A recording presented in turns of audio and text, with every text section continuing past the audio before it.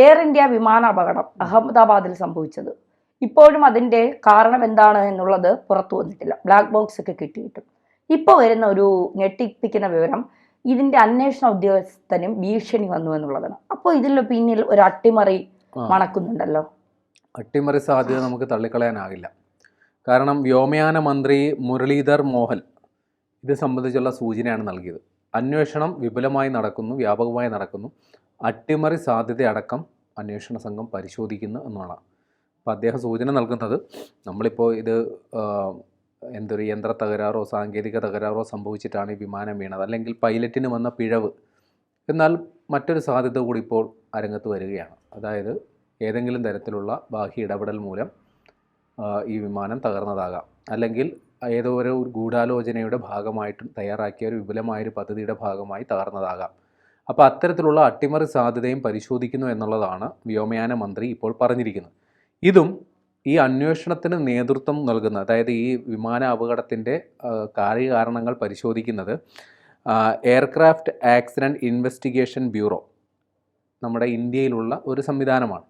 അപ്പോൾ അതിൻ്റെ director general GVG Yugandhar എന്ന് പറയുന്ന ഉദ്യോഗസ്ഥനാണ് ഈ കേസ് അന്വേഷിക്കുന്നത്.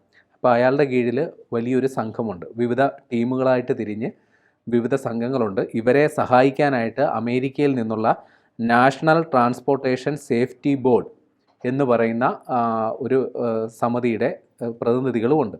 അപ്പോൾ ഇവരെ ഈ പറയുന്ന US സംഘത്തെ സഹായിക്കാനായിട്ട് ബോയിങ്, അതായത് വിമാന നിർമ്മാണ കമ്പനി ബോയിങ്ങിൻ്റെ പ്രതിനിധികൾ ആ സംഘത്തിലുണ്ട്.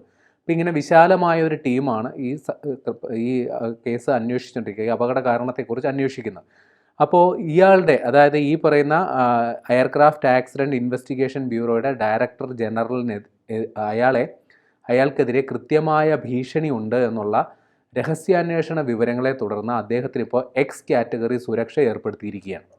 എക്സ് കാറ്റഗറി സുരക്ഷ എന്ന് പറഞ്ഞാൽ അതീവ സുരക്ഷാ വലയത്തിനുള്ളിലാണ് അദ്ദേഹം ഇപ്പോൾ ഉള്ളത്. CRPFൻ്റെ കമാൻഡോകൾ അദ്ദേഹത്തിൻ്റെ സുരക്ഷ ഒരുക്കുന്നു.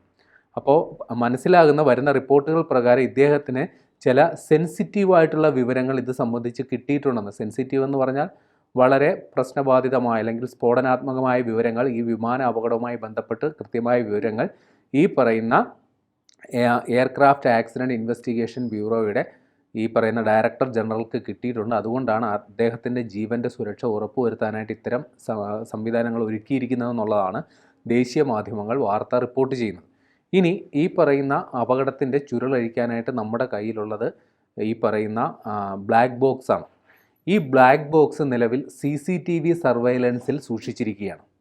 അപ്പോൾ അതിനും അതീവ സുരക്ഷ ഏർപ്പെടുത്തിയിരിക്കുകയാണ്. ഈ ബ്ലാക്ക് ബോക്സുകൾ ഇപ്പോൾ ഉള്ളത് അഹമ്മദാബാദിൽ നിന്ന് ഡൽഹിയിലേക്ക് കൊണ്ടുപോയി. അതായത് ഈ ബ്ലാക്ക് ബോക്സുകൾക്ക് CCTV സുരക്ഷ കൊടുക്കുന്നു എന്ന് പറയുമ്പോൾ ഈ ബ്ലാക്ക് ബോക്സ് ആരെങ്കിലും കടത്തിക്കൊണ്ട് പോകാനുള്ള സാധ്യത ഉണ്ട് എന്നുള്ളതിൻ്റെ, അല്ലെങ്കിൽ സാധാരണ ഇങ്ങനെ കൊടുക്കുന്നതാണോ? അത് അത്രയും പ്രധാനപ്പെട്ടൊരു തെളിവായതുകൊണ്ട് അതിനെ ഒരു കാരണവശാലും അതിനെ ഒരു തരത്തിലുള്ള ബാഹ്യ ഇടപെടലുകൾ ഉണ്ടാകാതിരിക്കാൻ വേണ്ടിയാണ്.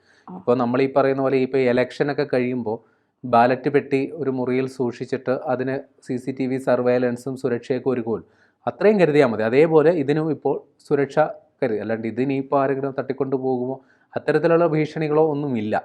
പക്ഷേ അത് ഒരു പ്രോട്ടോക്കോളാണ്. ഇത്രയും വലിയൊരു അപകടം ഉണ്ടായി, ഏതാണ്ട് ഇതുവരെ പ്രാഥമികമായ വിവരം പോലും പുറത്തു വന്നിട്ടില്ല.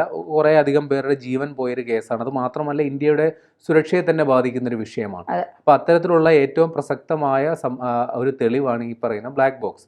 അതുകൊണ്ടാണ് അത് CCTVയിൽ ഇപ്പോൾ സൂക്ഷിച്ചിരിക്കുന്നത്. ഇപ്പോൾ അഹമ്മദാബാദിൽ നടന്ന വിമാന അപകടത്തിൻ്റെ CCTV വിമാനമാർഗം ഡൽഹിയിലേക്ക് എത്തിച്ചിട്ടുണ്ട്. അതായത് ഈ പറയുന്ന എയർക്രാഫ്റ്റ് ആക്സിഡൻറ്റ് ഇൻവെസ്റ്റിഗേഷൻ ബ്യൂറോയുടെ ലാബിൽ ഈ പറയുന്ന ബ്ലാക്ക് ബോക്സ് ഇപ്പോൾ സൂക്ഷിച്ചിരിക്കുക. അതായത് ഈ വിമാനത്തിൻ്റെ മുമ്പിലും പുറകിലുമായിട്ട് ആണ് ഇതിൻ്റെ ഈ ബ്ലാക്ക് ബോക്സുകൾ സജ്ജീകരിക്കുക. അതായത് വോയിസ് റെക്കോർഡറും കോക്പിറ്റ് വോയിസ് റെക്കോർഡറും ഫ്ലൈറ്റ് ഡാറ്റ റെക്കോർഡറും, ഇത് രണ്ടും കൂടി ചേർത്താണ് ബ്ലാക്ക് ബോക്സുകൾ എന്നറിയപ്പെടുക. അപ്പോൾ ഇതിൽ ഈ മുൻഭാഗത്തു നിന്ന് കിട്ടിയ കോക്പിറ്റ് വോയിസ് റെക്കോർഡർ അത് ഇതിനോടകം തന്നെ ഡീകോഡ് ചെയ്തിട്ടുണ്ട്. അപ്പോൾ അതിൽ നിന്ന് കിട്ടിയ വിവരങ്ങൾ നമ്മളിങ്ങനെ പഠിച്ചുകൊണ്ടിരിക്കുകയാണ്. മറ്റേത്, അതായത് പുറകിൽ നിന്ന് കിട്ടിയ ഫ്ലൈറ്റ് ഡാറ്റ റെക്കോർഡറിനെ കുറിച്ചുള്ള വിവരങ്ങൾ ഇതുവരെ അധികൃതർ പുറത്തുവിട്ടിട്ടില്ല. ഒരു പക്ഷേ ഇത് വിദഗ്ധമായി പരിശോധിച്ചതിന് ശേഷം ഒരു പക്ഷേ നമ്മുടെ വിവരങ്ങൾ പുറത്തു വരുമെന്നുള്ളതാണ് അനുമാനിക്കുന്നത്. പിന്നെ ഈ വിമാന അപകടവുമായി ബന്ധപ്പെട്ടുള്ള പുതിയ മറ്റൊരു വിവരം, ഈ DNA പരിശോധനകളെല്ലാം തന്നെ പൂർത്തിയാക്കിയിട്ടുണ്ട്. ഉം. നേരത്തെ അധികൃതർ മരണസംഖ്യ 275 എന്നാണ് പറഞ്ഞിരുന്നത്. പിന്നീട് അത് 270 ഇപ്പോൾ നമുക്ക് ഔദ്യോഗികമായി സ്ഥിരീകരിക്കാം മരണസംഖ്യ 260 അതായത് വിമാനത്തിലുണ്ടായിരുന്ന 241 പേരും, അതായത് പൈലറ്റും ജീവനക്കാരും അടക്കം യാത്രക്കാരും അടക്കം 241 പേരും ഈ വിമാനം വന്ന് പതിച്ച ആ കെട്ടിടത്തിലുണ്ടായിരുന്ന, അതായത് ഒരു മെഡിക്കൽ കോളേജിന്റെ MBBS കുട്ടികളുടെ ഹോസ്റ്റലും അവരുടെ മെസ്സും ആ കെട്ടിടത്തിന് മുകളിലേക്കാണ് ഈ വിമാനം ചെന്ന് വീഴുന്നത്. അപ്പോൾ അവിടെ ഒരു 19 പേര് കൊല്ലപ്പെട്ടിട്ടുണ്ട്. അതിൽ ആ പ്രദേശവാസികളടക്കമുള്ളവരാണ്.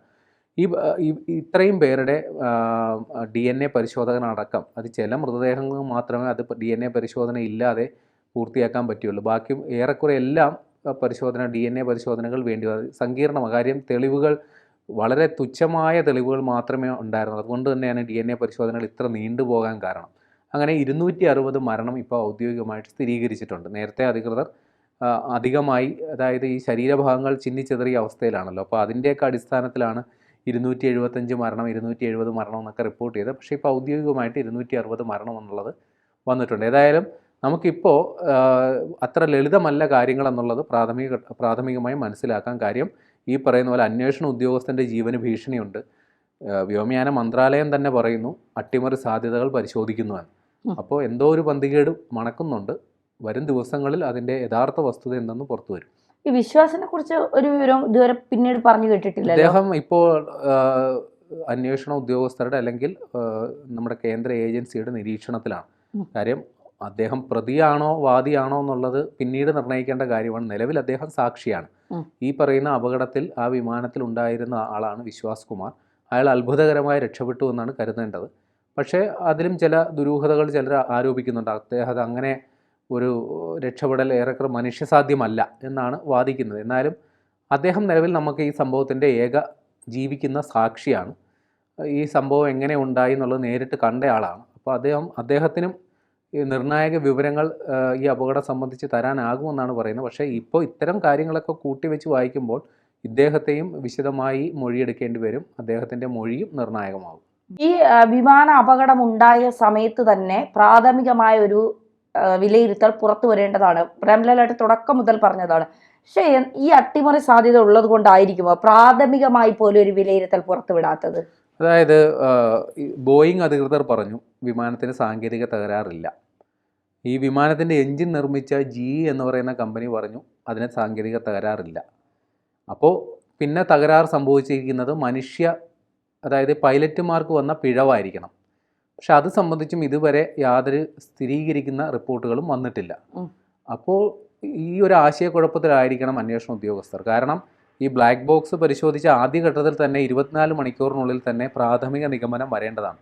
പക്ഷേ ഇപ്പോൾ റിപ്പോർട്ടുകൾ വരുന്നത് ശരിയാണെങ്കിൽ ഒരു ബ്ലാക്ക് ബോക്സിൻ്റെ, അതായത് കോക്പിറ്റ് വോയിസ് റെക്കോർഡറിൻ്റെ പരിശോധന ഇതിനോടകം പൂർത്തിയാക്കിയിട്ടുണ്ട്. എന്നിട്ടും വിവരങ്ങൾ പുറത്തു വിടുന്നില്ലെങ്കിൽ അതിലെന്തോ പ്രശ്നമുണ്ട് എന്ന് വേണം കരുതാൻ. പക്ഷെ അത് എന്താണെന്നുള്ളത് ഔദ്യോഗികമായിട്ട് പറയുന്നത് വരെ കുറേ കിംവദന്തികൾ പ്രചരിക്കും. അതും നമുക്കിപ്പോൾ കണക്കിലെടുക്കാൻ പറ്റാത്തൊരവസ്ഥയാണ്. യഥാർത്ഥത്തിൽ വസ്തുത എന്തെന്നുള്ളത് കുറച്ച് കാത്തിരിക്കേണ്ടി വരും. അതെ.